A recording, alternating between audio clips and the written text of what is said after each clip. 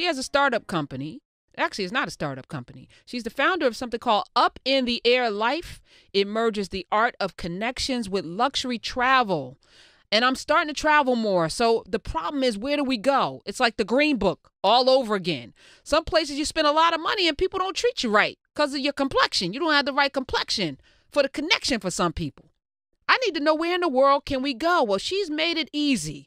Up in the Air, and you can follow at Up in the Air, the founder, upintheair.com, upintheairlife.com, excuse me, upintheairlife.com founder, Claire Soares. Welcome. Hello. Hey. Hi. Hey. Did I pronounce your name correctly? You did. You did. Claire Soares. It's Portuguese. My dad's Portuguese. All right. Obrigado. Obrigado. So Yes. you have the perfect name because it's up in the air and you're soaring with your last name. I know. It's such a nice twist. It was meant to be. It was definitely meant to be. So tell me, you've been featured in a whole bunch of magazines and stuff, and I'm not going to get into all of that. I was just intrigued because as I map out my travel for 2019, because I want to go to some places, some exotic places, and I went to your website, and I'm like, you go to Africa, you go all over the world. How did you start this? We do. How did you start this business, Claire? So I started because I was planning like meetups for my friends to different places like Paris. And I worked, my daytime job was in software sales for a software company. And I got to experience all these elaborate vacations and our President's Club trips. And I really wanted to share that luxury lifestyle with other people of color. And so that's how I got started. I started with, our first trip was a yachting trip. And yachting is just not something that is, as Black people, most Black people, like, you don't grow up yachting.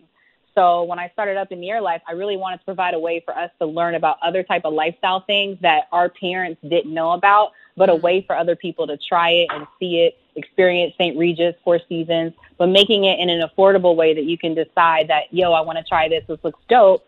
And I'm going to be around other people that look like me, that are other working professionals, that I can meet friends and travel the world. That's how we got started.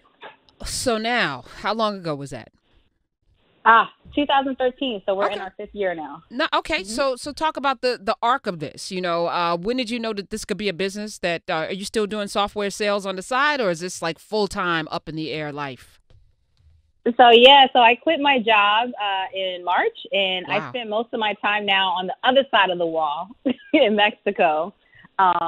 And so this is a full-time thing for me. It's been kind of full-time while working my full-time job for the last few years, but now I'm all in. So it's been a really scary, fun journey. And then now being an expat is something I've wanted to do, since I was like probably in my 20s. Wait, I pause for a second. Pause for a second. So you live in Mexico? I live in Mexico. I'm on the other side of the wall. So when did you move officially to Mexico? Was this before or after Trump?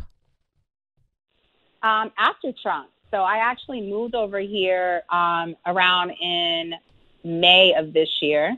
And so I live in Playa del Carmen, which is a small beach town about an hour from Cancun. And one of my best friends lives here. There's a nice Black expat community here. We get together.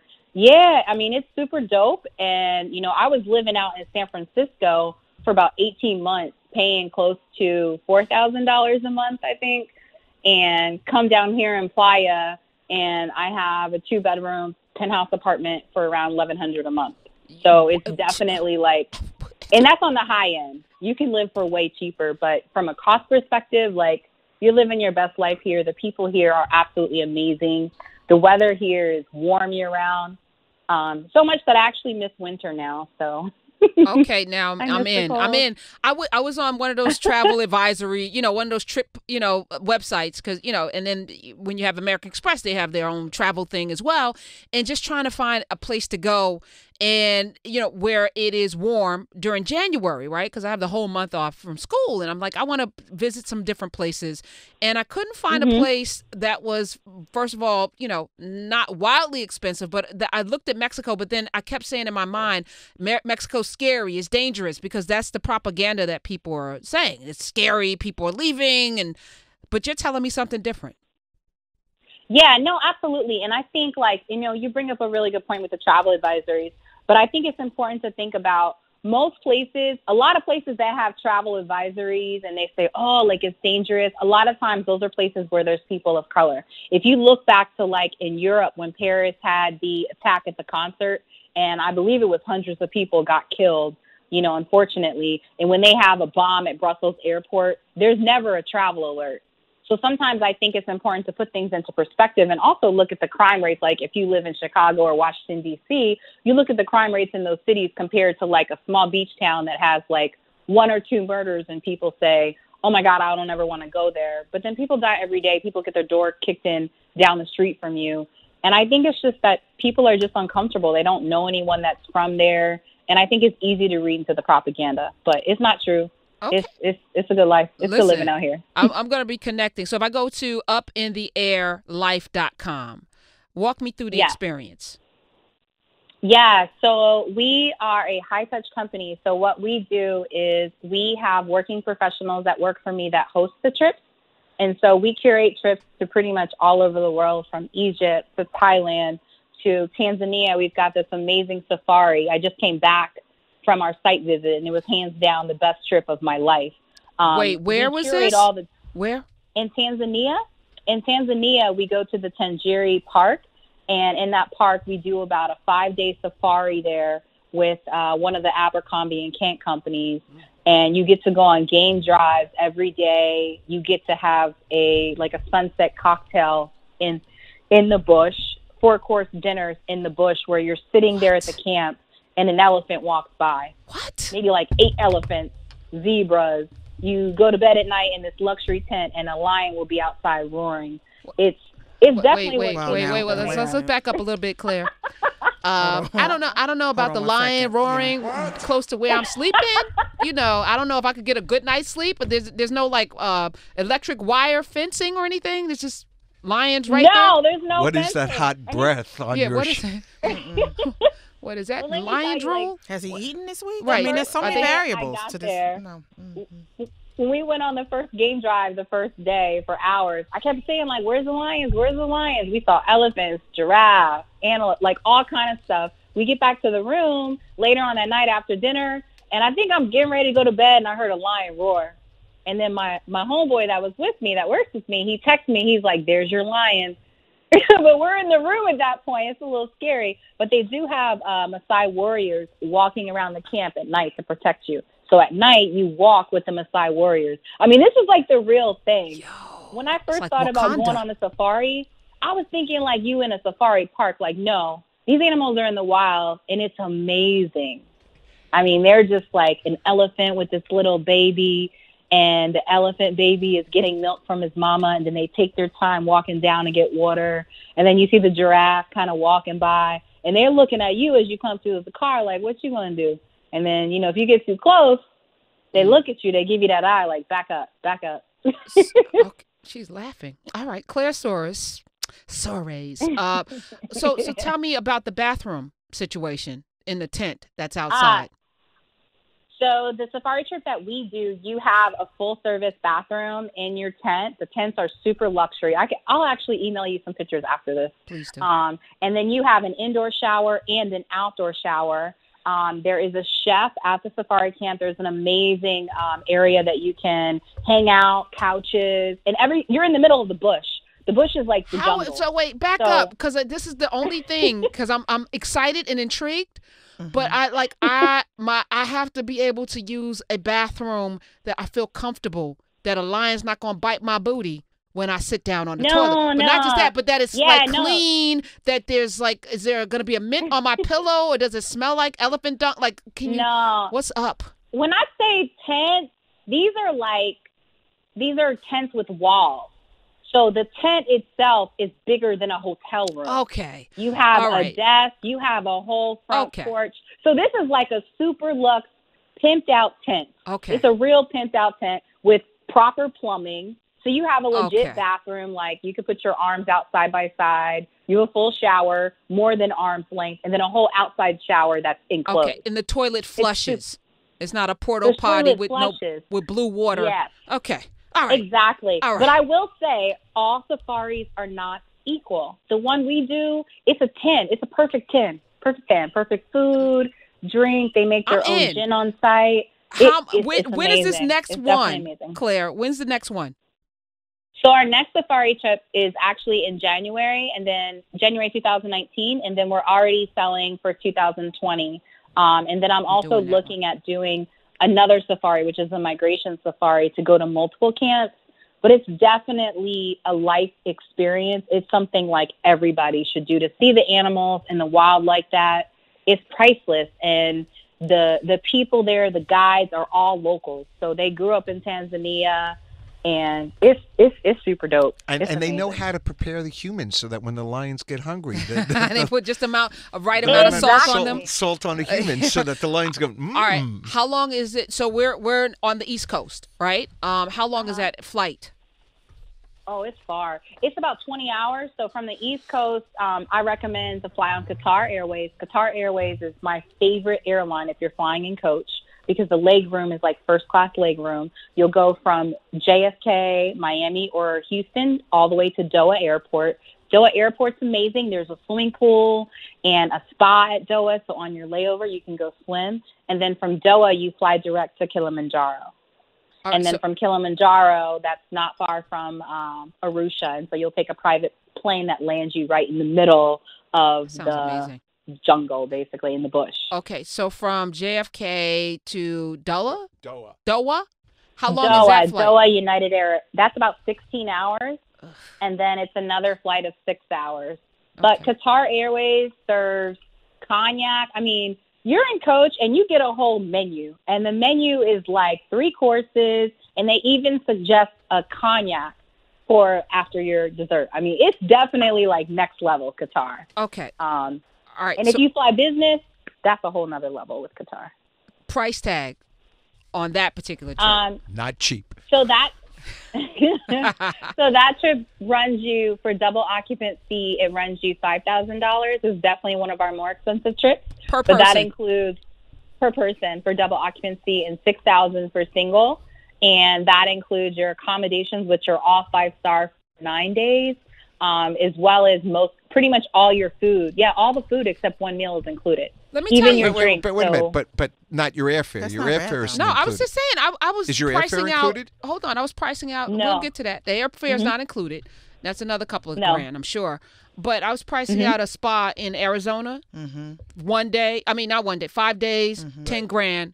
Yeah. I was like, I will spa my ass. Wow. Right yeah. 10 grand for was it Sedona or was it? Yeah. I'll tell you. Okay. All right. I was like, Probably Sedona. Sedona has some amazing places. Yeah, they do. Yeah. But we have trips like that start around $2,400 for our Rio de Janeiro experience. Ooh. Yeah, and so Rio is amazing. And so one of the things that's unique about what Up in the Air Life does is that our trips are planned by myself or other travelers on my team. And so the gentleman that has curated Rio has been there over 100 times. I'm sure he has. So Rio is definitely popping. Like, we go there during the height of Carnival, so we're there like the whole week right before. And it's kind of funny because during the trip, like, one of the things, the signatures of all of our trip is high-end dining. I love food and wine, so we go to places that have really great food, whether it's gourmet or local, and we also pick out some of the local things that you would not know to do, and as well as some of the tourist things.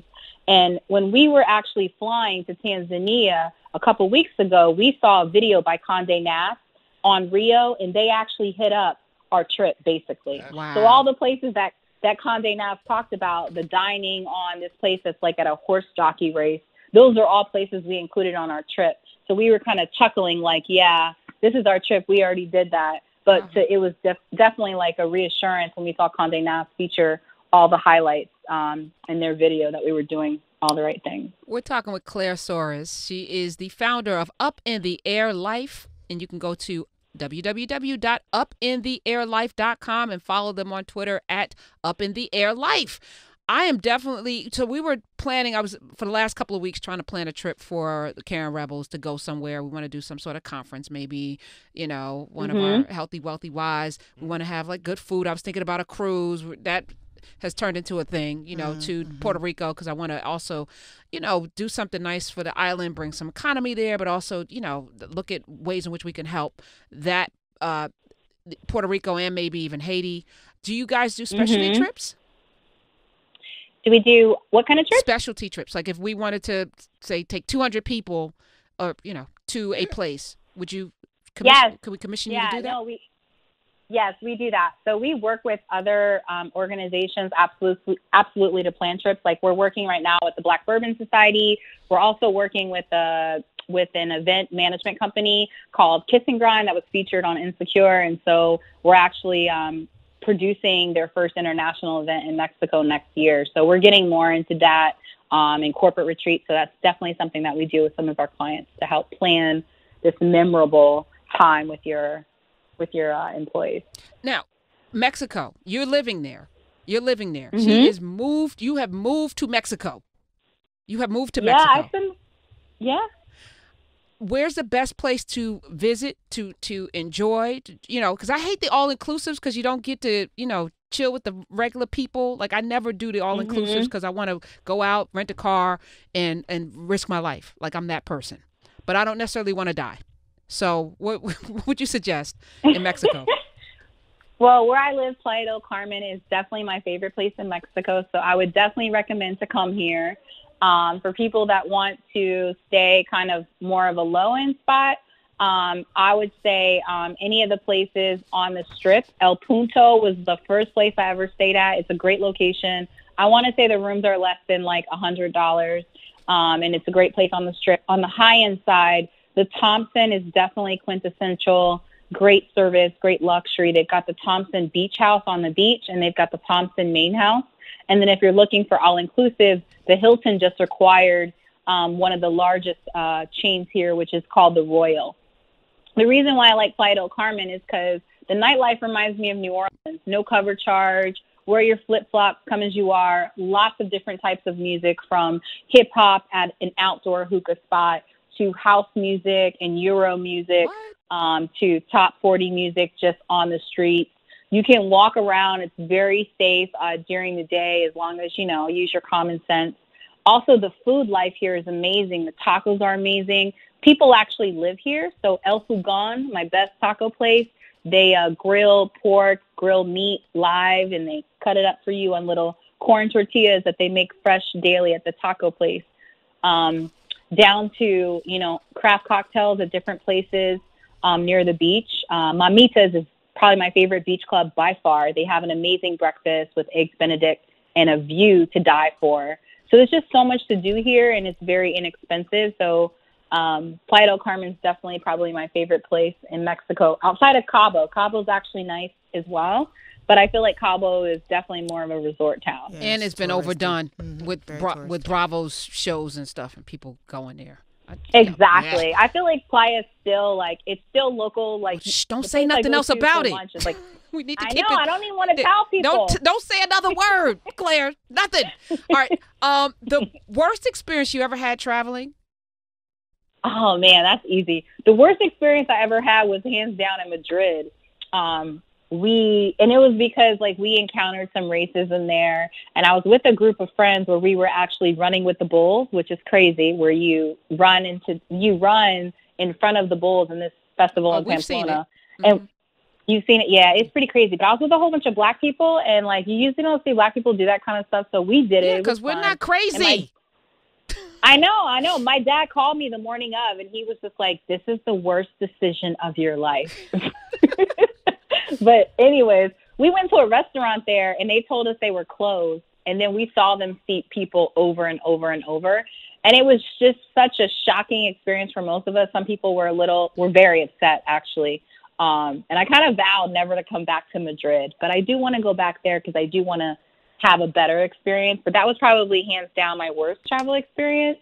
And then I had also this crazy experience in Bali where we were at this really low budget place, and my friend got electrocuted, and the pool was super dirty, and breakfast was like toast and jelly and cream cheese. It was horrible that we ended up leaving. So yeah, I've had some crazy experiences, but I would say now, my experiences are definitely over the top. My last, outside of Tanzania, the safari we talked about, my last big one was I went to Malaysia. And I stayed at the St. Regis in Langkawi, and that just blew my socks off. From the food, the views, we had a pool suite and hookah in the room. I mean, the St. Regis is just like a force to be reckoned with. It sounds like so much fun. It's amazing. Right. So if people go to your website, they want a trip, they just click on Africa, sign up. It's just that simple? Yeah, so if you go to our website, you can click on collections. Once you click on collections, you can search by different types of trip. You can search by a trip that's like world wonders, if you want to do a bucket list trip, Africa, or any of those. And then once you view the trip, you can see everything that's included. There's a link where you can schedule a call with someone on my team to talk about it, or you can book it online. And then once you book it online, you get an email, you're confirmed, and then we have Facebook groups. We have live conference calls to go over all the trip information before the trip, and then you'll get to meet everyone that's going. So we're pretty hands-on. We give kind of thorough brochures and tell you all the things you need to do before you leave, like call your bank, make sure, your bank knows you're traveling, make sure you download these apps. Here's all the information if you need to get a visa. So we really hold your hand and just make sure that, a lot of our clients have never been out of the country, and then we get some clients that have traveled a lot out of the country. So we've got people all over, but our goal is to really make people feel comfortable so that they can just show up, and we pretty much do all the work for you. All right, so Claire Soares, the company is Up in the Air Life.